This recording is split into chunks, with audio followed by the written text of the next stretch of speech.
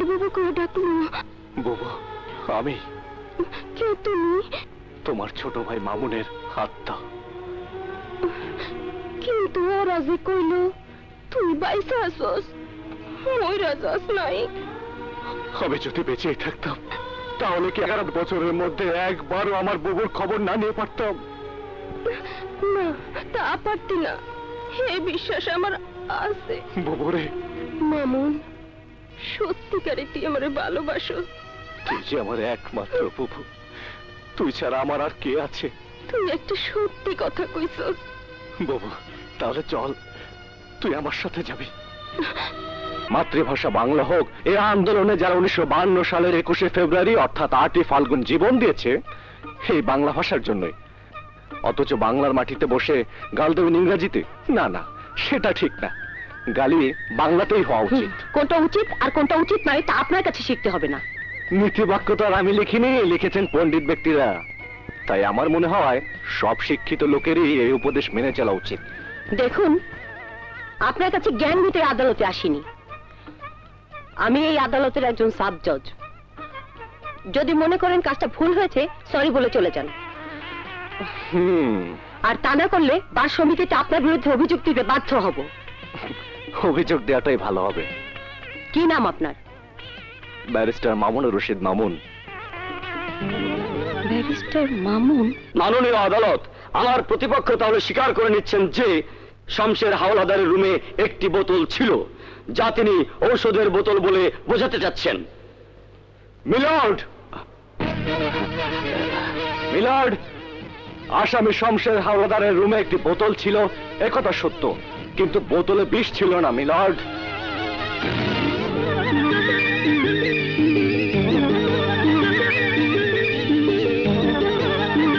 আপনি কি এই মামলায় নিযুক্ত আইনজীবী?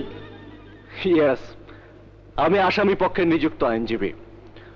এতক্ষণ আদালতে আমার হয়ে যিনি যুক্তি দেখিয়েছেন তিনি আমার অধীনস্থ জুনিয়র আইনজীবী। আমাকে ডেইলি অনেকগুলো মামলা করতে হয় বলে প্রথমত জুনিয়ররাই দেখে থাকেন।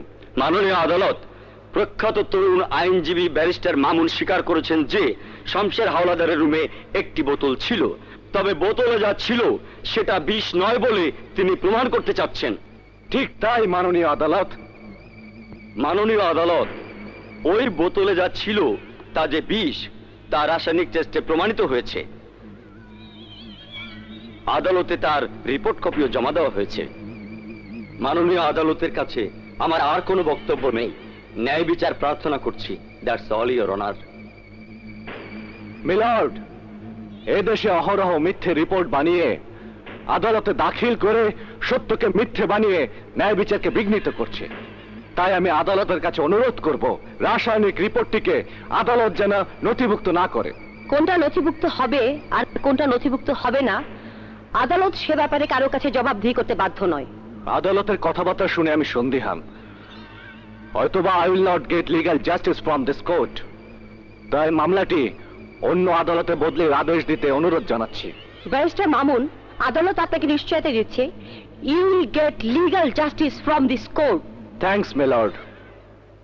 তাহলে আমি আমার আবেদনটি উইথড্র করে নিচ্ছি। Okay barrister Mamun, you may proceed on. Milord, এই মামলাটির সাথে সম্পৃক্ত বিষের বোতলটি আমি একটু দেখতে চাই।